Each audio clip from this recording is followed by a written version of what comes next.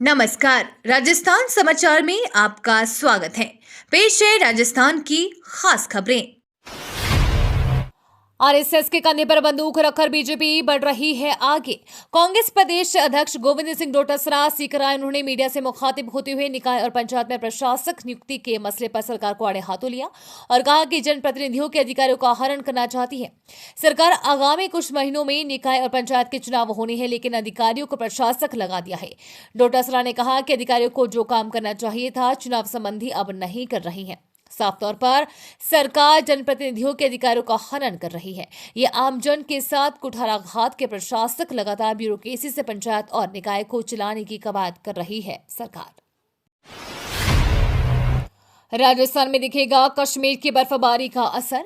राजस्थान में कुछ इलाकों में जबरदस्त ठंडी का दौर शुरू हो गया है, जिसके चलते न्यूनतम तापमान में भी गिरावट देखने को मिली है। मौसम विभाग की माने तो पश्चिमी विक्षोभ के प्रभाव से कश्मीर में बर्फबारी शुरू हो गई है, जिसका असर आगामी दिनों में मैदानी इलाकों में भी देखने को मिलेगा। उत्तर से चलने वाली ठंडी हवाओं के चलते प्रदेश के कुछ शहरों के तापमान में तेजी से गिरावट आ सकती है। वहीं पारा गिरने से सर्दी का प्रकोप और बढ़ेगा। हालांकि अभी आगामी 4-5 दिन प्रदेश के तापमान में कुछ खास बदलाव देखने को नहीं मिलेगा। अधिकारी न माने तो ठोक दो। राजस्थान में नेताओं के विवादित बयानों का सिलसिला थमने का नाम नहीं ले रहा है। अब यूथ कांग्रेस के प्रदेश अध्यक्ष और हनुमानगढ़ जिले के संगरिया के कांग्रेस विधायक अभिमन्यु पुनिया के बिगड़े बोल सामने आए हैं। पुनिया ने बाड़मेर जिले के सेडवा में आयोजित एक कार्यक्रम में अधिकारियों को लेकर अगर अधिकारी आपकी बात नहीं माने तो ठोक दो। पुनिया का ये बयान सियासी गलियारों में खासा चर्चा में है।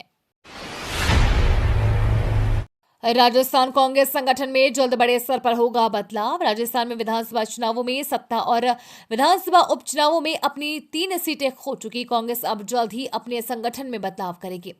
ये बदलाव ब्लॉक स्तर से लेकर राज्य स्तर तक होंगे। राजस्थान पीसीसी चीफ गोविंद सिंह डोटासरा ने कल कहा कि जल्द ही संगठन के स्तर पर कई बड़े बदलाव देखने को मिलेंगे।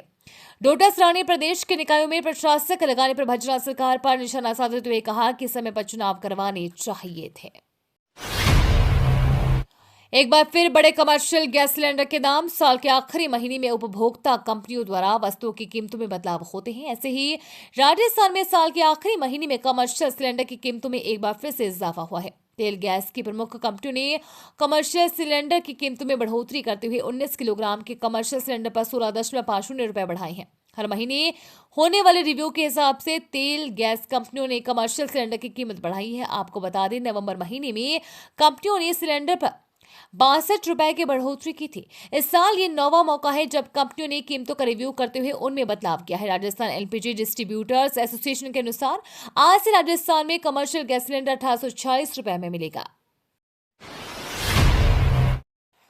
राजस्थान में मरीजों को अब अस्पतालों में नहीं लगना पड़ेगा लाइन में। राजस्थान में मरीजों को अब सरकारी अस्पतालों में डॉक्टरों को दिखाने के लिए लाइन में नहीं लगना पड़ेगा। मुख्यमंत्री भजनलाल शर्मा के निर्देशों के बाद अब अस्पतालों में मरीजों को लंबी लंबी कतारों से छुटकारा दिलाने की दिशा में काम शुरू हो गया है।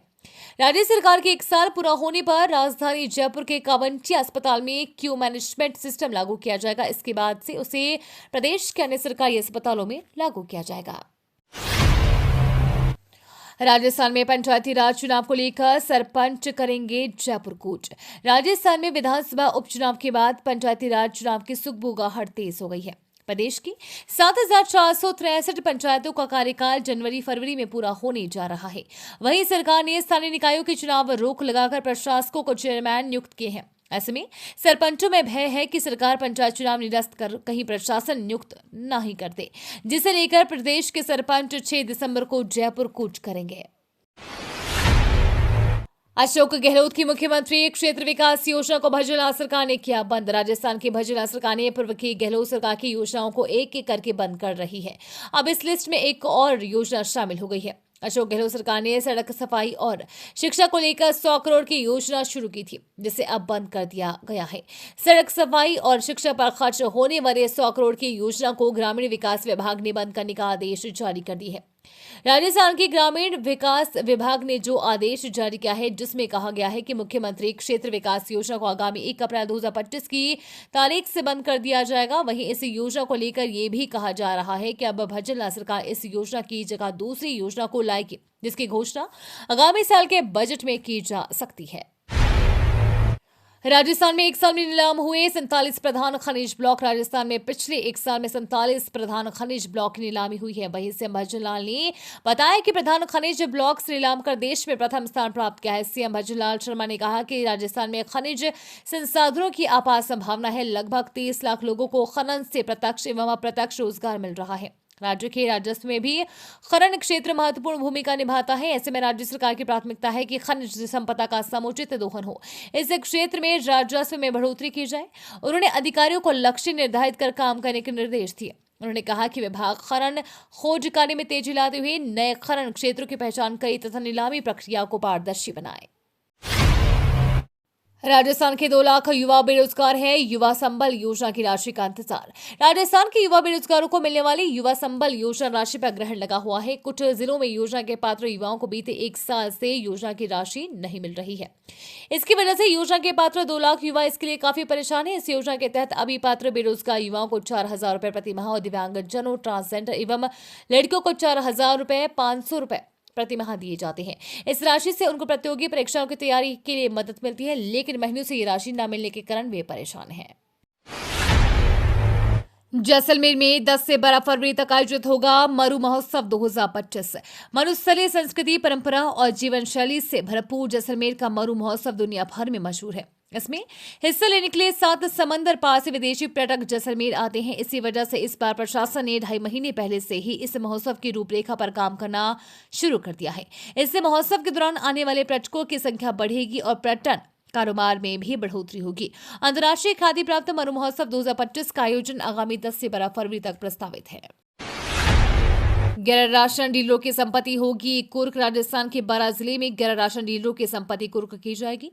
इन डीलरों पर सार्वजनिक वितरण प्रणाली के तहत गरीबों के लिए आवंटित गेहूं का गबन करने का आरोप है। जिला प्रशासन के निर्देश पर रसद विभाग इन डीलरों पर कार्रवाई की प्रक्रिया शुरू कर दी है। इनसे कुल 1 करोड़ 41 लाख रुपए की वसूली की जाएगी।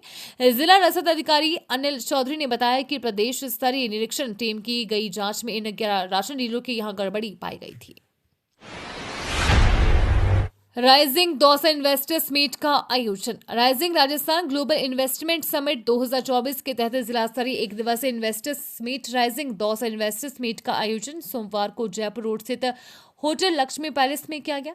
दौसा इन्वेस्टर्स मीट में लगभग 2094.72 करोड़ रुपए के 95 MOU किए गए। इनमें से लगभग 5,818 लोगों को रोजगार मिलेगा। पीएम मोदी 17 को देंगे ERCP को सौगात। प्रदेश में भाजपा की भजनलाल सरकार की पहली वर्षगांठ पर 17 दिसंबर को जयपुर में बड़ी जनसभा होगी। इसमें प्रधानमंत्री नरेंद्र मोदी के आने का कार्यक्रम बन रहा है। जनसभा टोंक रोड पर वाटिका के आगे स्थित दादिया गांव में होगी। इसकी तैयारियां जोर शोर से चल रही है। इस मौके पर पीएम मोदी पूर्वी राजस्थान किन्नौर प्रोजेक्ट का शिलान्यास भी करेंगे। इस बीच 21 जिलों को PKC ERCP की मिलने वाली सौगात को लेकर सियासी बयानबाजी भी तेज है। विपक्ष की ओर से उठाए जा रहे सवालों पर बीजेपी प्रदेश अध्यक्ष मदन राठौड़ ने तीखा पलटवार किया। सरकारी कर्मचारी को एक ही जगह पद पर बने रहने का अधिकार नहीं। राजस्थान हाई कोर्ट ने कहा कि सरकारी कर्मचारी को एक ही जगह पद पर बने रहने का अधिकार नहीं होता। उनका सक्षम अधिकारी नियमों की बिना अवहेलना किए दूसरी जगह तबादला कर सकता है। इसके अलावा अदालत को प्रशासनिक और जनहित में किए गए तबादला आदेश पर दखल नहीं देना चाहिए जब तक कि उनमें नियमों की अवहेलना नहीं हुई हो। अदालत ने कहा कि यदि अदालत राज्य सरकार के दिन प्रतिदिन के तबादला आदेश में दखल देगी तो जनहित में होने वाली काम अटक जाएंगे। इनके साथ ही अदालत ने राजस्थान कृषि अनुसंधान संस्थान के असिस्टेंट प्रोफेसरों की ओर से तबादला आदेश के खिलाफ पेश याचिकाओं को खारिज कर दिया है।